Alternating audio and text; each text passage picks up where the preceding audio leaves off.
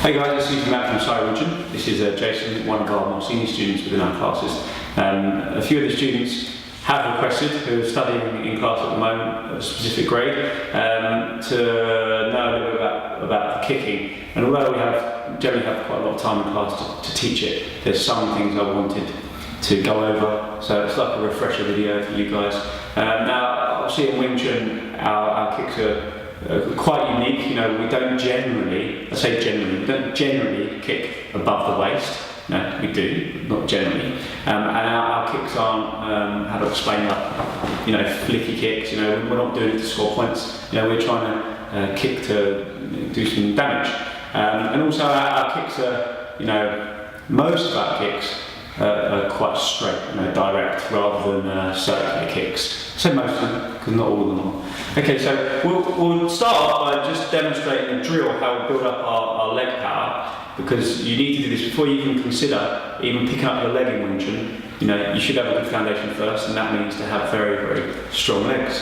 So if I lift my leg up and Jason holds it like this, and I'm going to just push out, I'm going to push Jason here. But you see, I'm not pushing, if this makes any sense, from my front leg.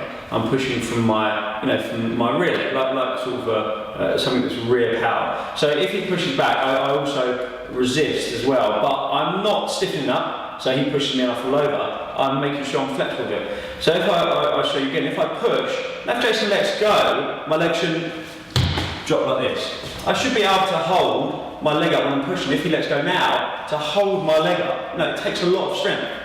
You should be able to use your hip and your lower leg to be able to just hold your leg up and to be able to have this position here so you can move it in and out. Okay, so once you've built your legs up, from doing, the whole stance and all of our stances that we do in Wing Chun, then you will have a good foundation, a good base to be able to kick. And as I was saying about our kicks, we're not flicking. So if he has a leg forward, we're not trying to go like this and, trying to kick like this. We're not doing that, that's not what we're going to do. We're trying to kick and trying to push through and then attack, okay? But we don't want to do this generally out of contact. So he puts his hands up, low students say, oh yeah, but I can kick first and like this. Yeah, you can, but what happens if he moves his leg and I kick and now I'm out of balance, It's not great. So the reason why most of the kicks are in the wooden dummy form is because you're in contact with the dummy. So if he puts his arms up, I generally want to be able to be in contact when I'm kicking. I don't want to be hands up again, be here, and then he moves away, I've got to put my leg down and fight again. I want to be in contact, so imagine if I'm attacking, I'm kicking here, but you can see now if he moves away, I can do this at my own accord.